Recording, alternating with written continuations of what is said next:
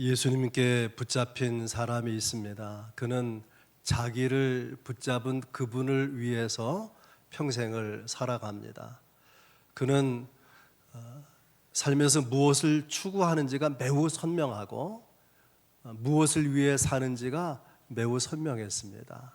그렇게 살았기 때문에 예수님 이후로 지금까지 그보다 뛰어난 주의 종도 없고 그보다 뛰어난 성도들도 없습니다. 그렇다면 그가 누구일까요? 당연히 바울이죠. 바울 사도의 이런 모습과 비교해서 유감스러운 것은 우리가 그렇게 살지 못한다는 거죠. 무엇을 추구해야 하는지, 무엇을 위해 살아야 하는지 알지 못하는 가운데 우리에게 주어진 많은 인생의 시간들을 허비하고 그렇게 살기 쉽습니다. 왜 그렇게 되느냐? 우리 삶에서 정말 중요한 가치가 무엇인지, 정말 바른 목적이 무엇인지를 알지 못하고 살기 때문에 그런 것이죠. 바울은 어떻게 해서 우리와 다르게 살 수 있었을까? 오늘 본문 앞부분에 보면, 본문 나오기 직전의 말씀 8절에 보면 해로 여긴다, 또 배설물로 여긴다라는 표현이 나와요. 여긴다는 말이 반복되고 있는 거죠. 여긴다라고 하는 것은 그렇게 생각한다, 그런 가치관을 가지고 있다, 그런 뜻입니다. 그러니까 바울 사도는 예수 믿은 이후에 전과 다르게 가치관이 바뀐 거예요. 어떻게 여기는 바가 달라진 것입니다. 예수님을 만나고 보니까 전에 중요하게 생각했던 것들, 또 전에 그에게 높은 가치가 있었던 것들이 이제 보니까 그런 배설물 정도로 여겨질 정도로 하찮은 것이고 정말 귀한 것은 예수 그리스도다. 예수 그리스도보다 귀한 것은 없다 깨닫게 된 것입니다. 이런 사도 바울을 생각하면서 오늘 세 가지 말씀 나누겠습니다. 첫째는 사명으로 사는 사람, 둘째는 지켜야 할 원리, 사명자가 지켜야 될 원리라 그런 말이죠. 세 번째는 하던 대로 하라, 그 길이 옳다면 그대로 행하라, 그런 말입니다. 사명으로 사는 사람, 12절 말씀입니다. 내가 이미 얻었다 함도 아니요 온전히 이루었다 함도 아니라 오직 내가 그리스도 예수께 잡힌 바 된 그것을 잡으려고 달려가노라. 충분히 얻은 것이 있는데, 또 충분히 이룬 것이 있는데도 불구하고 아직 다 얻은 것이 아니다, 아직 온전히 이룬 것이 아니다, 이렇게 고백하는 바울은요, 마치 2002년 월드컵 할 때 히딩크 감독이 이런 말을 했던 것이 떠올라요. 나는 아직도 배가 고프다. 좀 더 승리해야 된다는 거죠. 16강에서 8강, 4강 이렇게 올라가기를 바라는 거 아니겠습니까?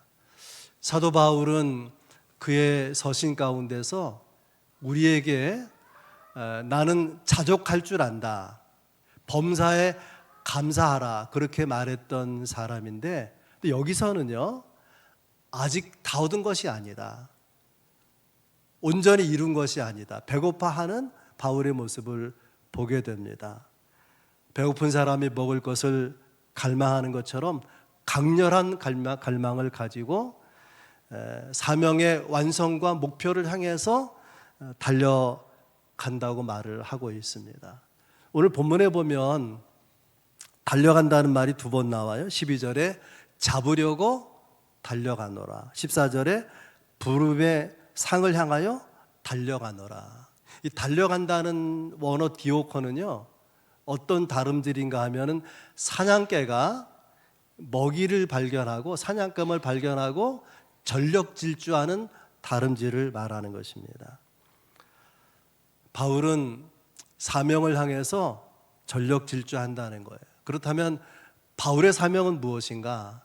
바울에게 사명은 이방인에게 구원의 복음을 전하는 것입니다. 그가 부활의 주님을 만나서 이방인의 사도로 부름받았거든요.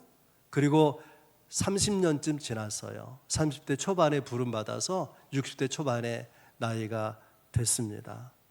그 30년 동안에 사도 바울은 지금 터키, 투르키의 지역, 소아시아 지역, 또 마케도니아 유럽 지역, 그리스 여러 나라에 다니면서 복음을 전해서 수많은 교회들을 세웠습니다. 여러분, 교회가 세워지는 것이 뚝딱 그렇게 세워집니까? 많은 수고가 있어야 되고 때로는 목숨을 위협하는 일도 만나기도 하죠. 매를 맞기도 하고 감옥에 쳐넣어지기도 하고 굶기도 하고 침뱉음을 당하기도 하고. 사도 바울은 그가 전도했던 거리가 엄청나게 많은데 그걸 승용차 타고 다니면서 전도한 게 아니거든요. 다 걸어서 어떤 데는 배를 타고 복음을 전했습니다. 바울은 걸어다닌 종합병원이라 그렇게 일컬어질 만큼 여기저기 아픈 데가 많았어요. 그 아픈 몸을 이끌고 다 하나하나 한 지역마다 다 걸어다니면서 복음을 전했던 거죠. 지금 선교사들은 어떤 개인이나 교회가 후원해서 선교사로 사역하지 않습니까? 바울 사도는 그렇게 후원이 없었던 때에 스스로 일을 해가면서 천막을 만들면서 선교비를 모아서 선교하면서 수많은 교회들을 세웠던 것이죠. 그런 바울이 지금 로마 감옥에 갇혀서 이 빌립보서 편지를 쓰고 있습니다. 빌립보서뿐만이 아니라 에베소서, 또 골로새서, 빌레몬서, 소위 옥중서신이라고 하는 편지를 감옥에서 써 보내죠. 이 정도 사역했으면 충분한 것 아닙니까? 그런데도 불구하고 아직도 내가 배가 고프다는 거, 아직도 해야 될 일이 있다, 아직도 복음을 받지 못한 지역, 복음이 전해지지 않은 그런 미전도 지역이 있기 때문에 나는 더 멀리까지 가서 더 많은 사람들에게 복음을 전하고 싶다, 그런 열망이 사도 바울에게 있었다는 것입니다. 빌립보서를 쓴 지 얼마 지나지 않아서 바울이 그 행정관으로부터 이렇게 도움을 받아가지고 잠시 풀려나요. 그렇게 자유의 몸이 되었을 때 바울이 어떻게 하냐면 서바나라는 곳으로 갑니다. 오늘의 스페인이에요. 왜 서바나로 갔냐면 서바나가 땅끝이라고 여겨졌기 때문에 땅끝까지 이르러 내 복음의 증인이 되리라. 부활하신 주님의 말씀을 마음에 새기고 이 세상 끝까지 가서라도 복음을 전하겠다고 스페인까지 가서 복음을 전한 것입니다. 돌아오는 길에 그가 전도해서 교회를 세웠던 여러 지역들, 튀르키예 지역, 또 마게도니아 지역을 다시 돌아보면서 격려하고 또 그들을 신앙에 굳건하게 세운 일을 하고 돌아오면서 디모데전서 편지를 쓰고 디도서를 썼어요. 그리고 다시 재차 로마 감옥에 갇히고 바울 서신의 맨 마지막 편지인 디모데후서를 쓰고 로마 감옥에서 순교를 당합니다. 한마디로 사도 바울은 주께서 그에게 주신 사명, 복음 전도의 사명을 위해서 전력 질주하며 헌신했던 사람이라고 볼 수 있습니다. 여러분의 사명은 무엇입니까? 여러분의 인생 목적은 어디에 있습니까? 인생 목적이 무엇이냐? 그 언제 그런 얘기를 듣죠? 청소년 때, 청년 때 인생의 비전이 무엇이냐, 내 목표가 무엇이냐, 그런 얘기를 듣잖아요. 어른들은 잘 생각하지 않죠. 먹고 살기도 바쁜데, 먹고 사는 것도 정말 죽을 지경인데 그런 생각할 겨를이 어디 있냐라고 말할지 모릅니다. 그러나 여러분 생각해 보세요. 목적을 생각하지 않고 사는 인생은요, 방향을 잃어버리고 사는 거예요. 또 열심히 살지만 의미 없는 인생을 살아가는 것이죠. 이것이 얼마나 심각한 것이냐, 이렇게 비유해서 말할 수 있어요. 여러분 가끔 택시를 타지 않습니까? 그러면 택시 기사가 어디로 가세요? 라고 목적지를 물어보죠. 근데 승객이 아무 데나요? 그런 사람 있어요, 없어요? 그런 사람 없죠. 신백동으로 갑시다, 장락동으로 갑시다, 그러지 않겠습니까? 마치 택시를 탄 사람이 아무 데나요 라고 말하는데 얼마나 바보 같은 거예요. 우리가 인생을 살아가면서 방향이 없다면, 나아갈 목적이 없다면 얼마나 바보 같은 것입니까? 지금이라도 방향과 목표, 목적을 재점검하고 조율할 필요가 있다, 그렇게 믿습니다. 사도 바울은 사명과 관련해서 두 가지 이야기를 해요. 목적 진술에 관한 거죠. 첫째는 표대를 향하여 간다. 표대를 향하여. 14절에 나와 있어요. 표대를 향하여 달려가노라. 사도 바울은 고린도 후서 5장 15절에서 그 목적 진술을 이렇게 말합니다. 그가 모든 사람을 대신하여 죽으심은 다시는 그들 자신을 위하여 살지 아니하고 다시 살아나신 이를 위하여 살게 하려 함이라. 예수님께서 십자가에 죽으신 것은 그를 믿는 자들로 하여금 자기를 위해 살지 아니하고 예수 그리스도를 위해서 살게 하기 위함이라, 그렇게 말하고 있네요. 그러니까 우리가 예수 믿는 사람이 분명하다면 우리의 목적은, 우리의 방향은 예수 그리스도를 향해서 있어야 되는 거죠. 그래서 진지하게 예수를 만난 사람, 진지하게 예수 믿는 사람은 목적이 바뀌는 거예요. 예수 그리스도를 위해서라는, 예수님이라는 목적이 생기게 되고 그분에게 붙잡힌 바 된 인생을 살게 되는 것이죠. 예수 믿는다는 것은 목적을 바꾸는 거예요. 누구에게로? 예수 그리스도에게로. 그런데 우리는 그렇게 살지 못하잖아요. 우리가 신앙생활하면서 많은 것이 바뀝니다. 많은 삶의 부분들을, 모습들을 바꿔나가요. 그런데도 가장 본질적인, 가장 기본적인 중요한 부분은 바뀌지 않는다. 여전히 삶의 목적은 세상에서 잘 사는 것, 좀 더 좋은 환경에 사는 것, 좀 더 많이 소유하는 것. 살아가는 방편은 바뀌었는데 방향과 목적은 전혀 달라지지 아니하고, 어쩌면 이렇게 말할지 몰라요. 주님 그냥 도와주시면 됩니다. 내가 열심히 교회 나가고 신앙생활 할 테니까 도와주시면 됩니다. 자기 목적을 위해서. 여전히 자기가 주인이고 여전히 그 삶의 목적이 이 땅을 향해서 있지 않겠습니까? 그것이 우리가 가진 신앙의 위험이고 함정이기도 합니다. 예수님께서 마태복음 6장에서 이렇게 말씀하십니다. 너희가 염려하여 무엇을 먹을까 마실까 입을까 걱정하지 말라. 이것은 다 이방인들이 구하는 것이라. 하늘 아버지께서 너희가 무엇이 필요한지 아시느니라. 그러므로 먼저 하나님의 나라와 의를 구하라. 여러분, 먹고 마시고 입는 것, 우리의 삶에 필요한 것을 구하는 것, 그것뿐이라면 예수님의 판단으로는 이방인들이 구하는 것이라. 영적으로 볼 때 이방인이다, 그런 말이에요.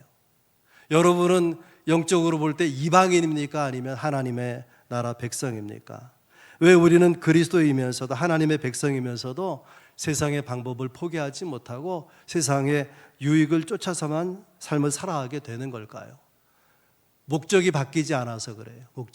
목적이 내 삶의 추구에서 예수님으로 바뀌지 않아서 그런 것입니다. 여전히 위하여가, 예수를 위하여가 아니라 나를 위해서라고 고정되어 있기 때문에 그런 거죠. 하나님의 백성이라면 내 안에 그리스도로 가득 채워져야 되는데 나로 가득 채워져 있기 때문에 삶의 모습은 여러 가지 많이 바뀌지만 방향과 목적은 바뀌지 않고 살아간다는 것입니다. 사도 바울은 예수님께 붙잡혔고 주님께 붙잡혔기 때문에 주님을 향해서 주님을 목적으로 달려가고 있는 것입니다. 여러분 생각해 보세요. 예수님께 붙잡히지 않은 사람은 그를 향해서 달려갈 수가 없는 거예요. 예수님께 붙잡힌 경험이 없는 사람, 예수님께 붙잡힌 그런 터닝 포인트가 없는 사람이 주님을 향해서 갈 수 있는가? 그건 어려운 거죠. 그런 사람의 신앙생활은 매우 피곤하고 매우 무기력하고 매우 지루한 거죠. 예배가 지루하고 신앙생활이 지루하고. 사람은 누구나 자기가 사로잡힌 것에 자기 삶을 바치는 거예요. 어떤 사람은 낚시에 사로잡혀요. 제가 아침마다 한 7km 정도를 걷는데 항상 그 자리에서 낚시하는 사람이 있어요.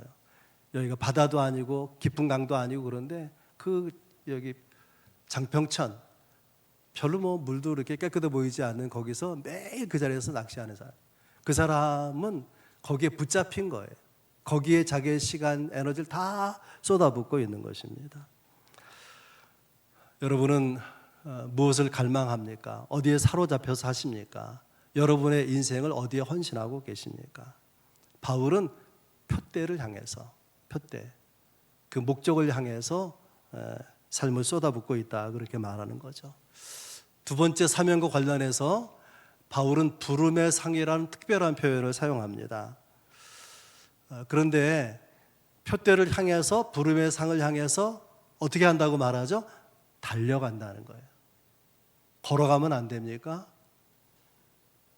우리가 동행한다고 하는 말 하잖아요. 동행은 주님과 함께 걷는 거죠. 주 안에서 주와 함께 걸으면 안 됩니까? 꼭 달려가면 되는 것입니까? 바울이 표대를 향해서 달려간다고 하는 것, 부름의 상을 향해 달려간다고 하는 것은 그의 열정을 말하는 거죠.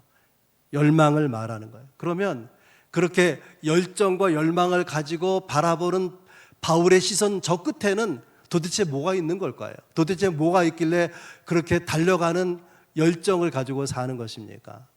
바울의 시선 저 끝에는 부름의 상이 있어요.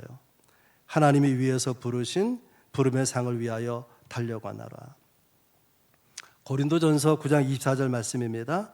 운동장에서 다름질하는 자들이 다 달릴지라도 오직 상을 받는 사람은 한 사람인 줄을 너희가 알지 못하느냐. 너희도 상을 받도록 이와 같이 다름질하라. 경주가 쉬운 것은 아니지만 그걸 전력질서 달리면 그러면 상이 기다리고 있다고 하는 거죠. 승자에게 주어지는 상이 기다리고 있다는 것입니다. 목표 지점이 없는 사람은요, 굳이 달릴 필요가 없는 거죠. 그 방향을 해서 갈 필요 없는 거 아니겠습니까? 사도 바울은 사명의 사람, 표대를 향해서, 부르심을 향해서 달려갑니다. 두 번째 이야기는요, 이 사명 받은 사람이 지켜가야 할 원칙이 있다는 원칙. 지켜가야 할 원칙. 13절 말씀입니다. 형제들아, 나는 아직 내가 잡은 줄로 여기지 아니하고 오직 한 일 즉 뒤에 있는 것은 잊어버리고 앞에 있는 것을 잡으려고 달려가노라. 바울은 피니시 라인에 도착한 것이 아니라 그 과정 중에 있어요. 과정을 한번 여러분 생각해 보시기 바랍니다. 우리나라에도 열차 여행이 있더라고요. 이렇게 기차로 갈 수 있는, 우리나라 전체를 이렇게 도는 기차 여행 코스가 있어요. 장거리 기차 여행을 여러분 생각해 보세요. 기차를 타서 자리에 앉아서 창 밖을 내다보죠. 어떤 구간에서는 정말 아름답고 푸른 들녘을 보게 되죠. 또 어떤 구간에서는 가슴이 탁 트이게 되는 넓은 끝없는 바다를 보기도 합니다. 또 어떤 구간에서는 어둡고 긴 터널을 지나죠.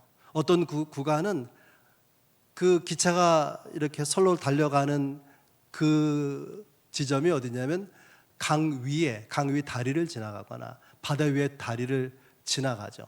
매우 위험해 보이지 않습니까? 그럼에도 불구하고 기차가 그 선로 위를 달리기만 한다면 문제될 것이 없어요. 결국은 목적지에 도달하게 될 것 아니겠습니까?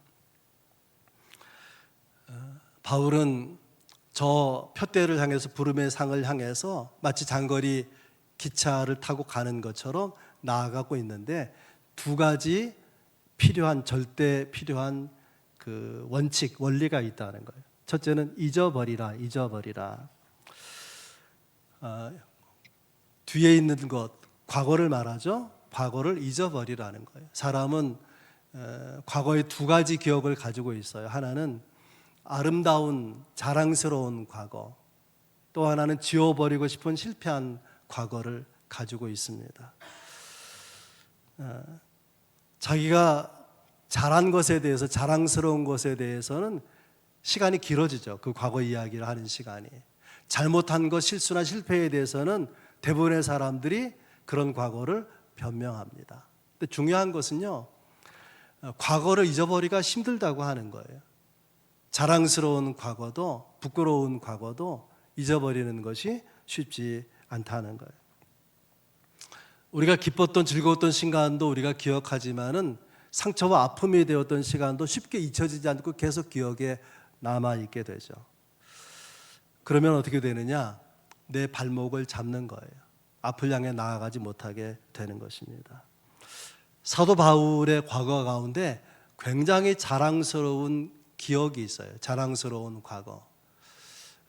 사도 바울은 이스라엘 사람들 가운데 상위 몇 프로 안에 드는 하이 클래스의 삶을 산 사람입니다.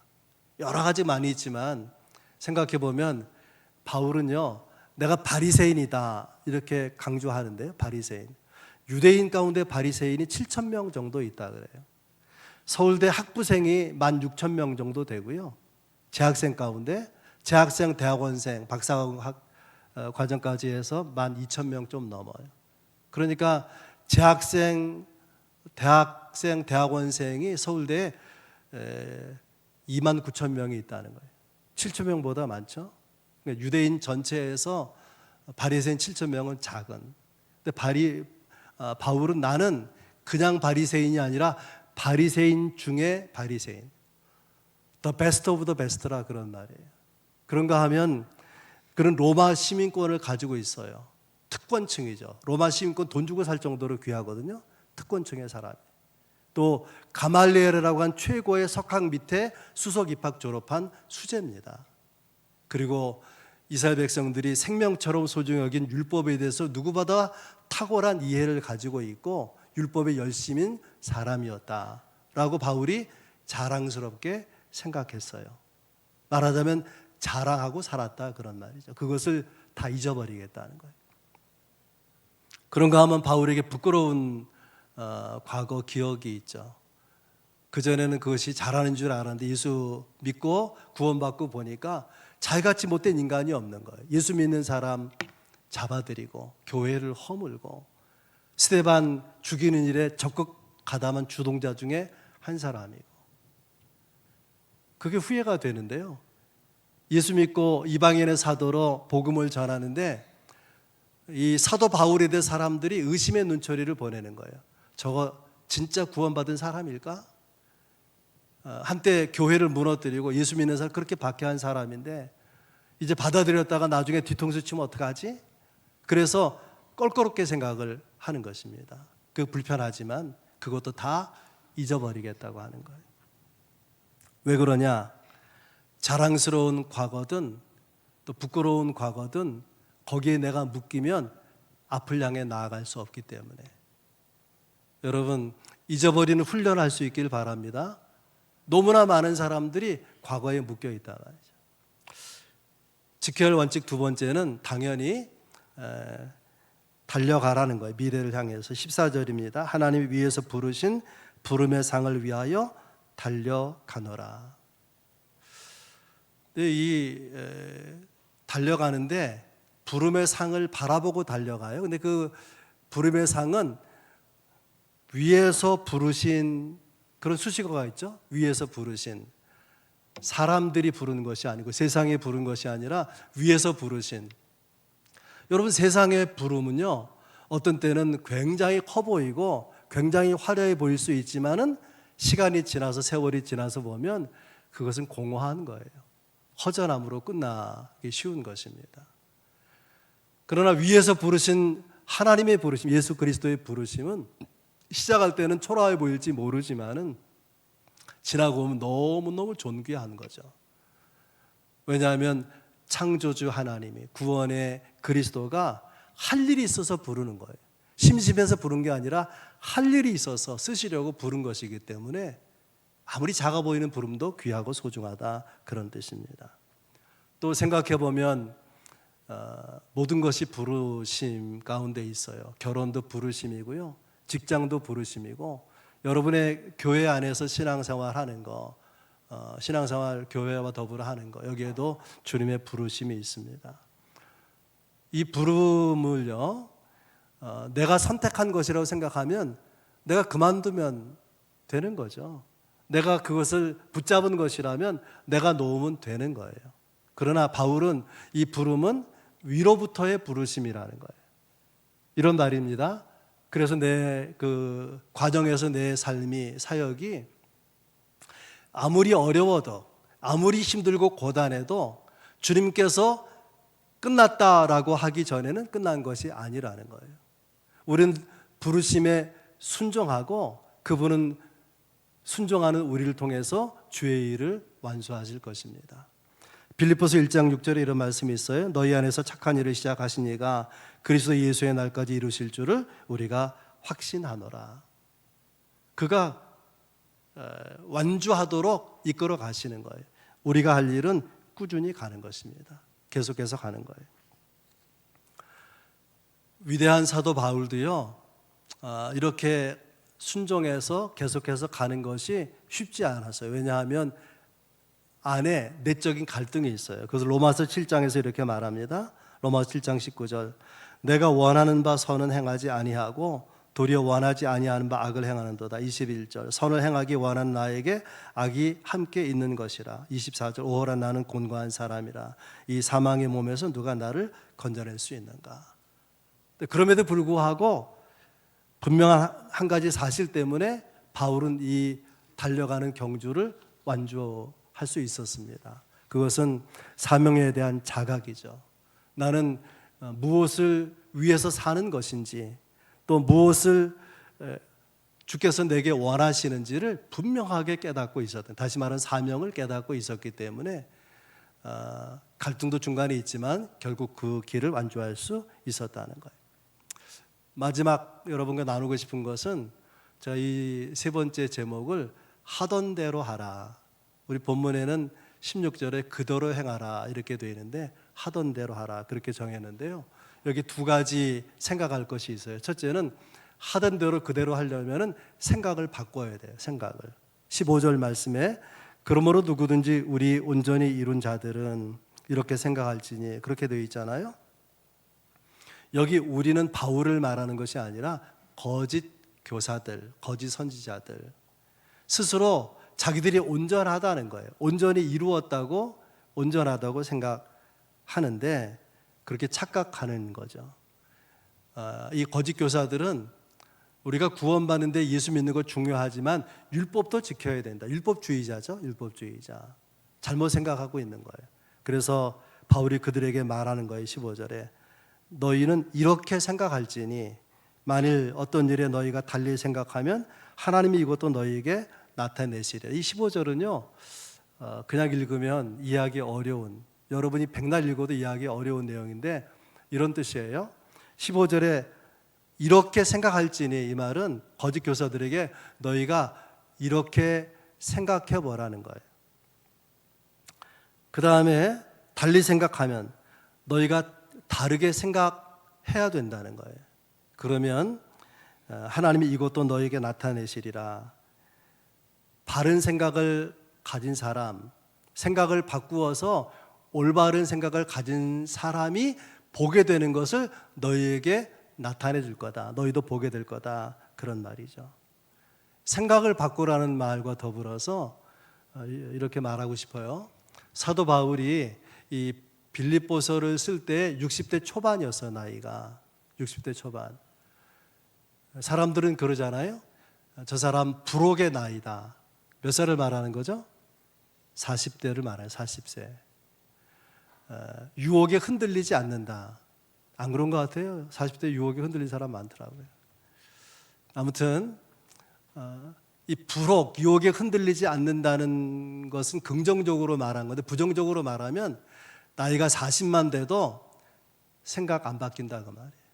50이 되면 바뀌겠습니까? 60, 70이 되면 절대로 안 바꿔요. 절대로. 바울은 몇 살이죠? 60대 초반에 있어요.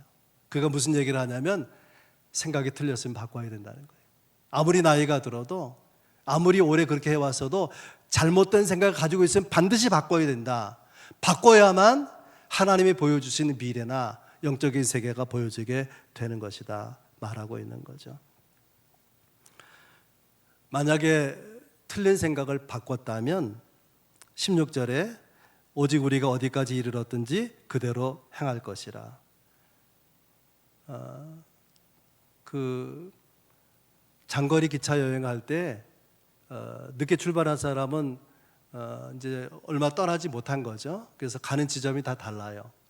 어디까지 이르렀든지, 우리 신앙이 어느 수준에 이르렀든지 방향이 맞다면, 또 올바른 생각을 하고 있다면 뭐라고 말해요?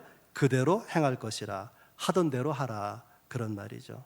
그러면 바울이 또 교회가 올바로 생각하고 하던 대로 해오던 것이 뭘까요? 그것은 예수 그리스도의 생명의 복음을 전하는 거예요. 그리스도의 은혜의 복음을 전하는 것을 그대로 계속해서 할 것이라, 그렇게 말하는 것입니다. 이렇게 말하는 바울, 그 이미지를 생각해 보세요. 오늘 본문의 바울의 이미지는 뭐죠? 달려가는 사람이에요. 지금 달려가고 있고 전력 질주에서 달려가고 있고, 그는 이렇게 달리다가 순교할 것입니다. 그가 성도들에게 여러분도 keep on running, 계속해서 달려가라 라고 권면하고 있는 거죠. 여러분, 우리가 받은 사명이 있어요. 예수 믿고 구원받은 사람에게는 복음 전도의 사명이 있어요. 그렇다면 중단하지 말고 복음 전도하는 일을 계속해서 이루어 나가야 될 것입니다. 결코 포기하지 말고, 결코 뒤돌아보지 말고 하던 그대로, 해오던 그대로 복음 전도 열심을 내야 될 것입니다. 그 길 끝에 무엇이 있겠습니까? 부르심의 상이 있는 거죠. 이긴 자에게 주시는 승리의 상이고, 또 주님이 주시는 생명의 상급 아니겠습니까? 그 상을 얻기까지 여러분 질주해서 그 사명을 향해서 나아갈 수 있길 주의 이름 축복합니다. 기도하겠습니다. 하나님 아버지, 그냥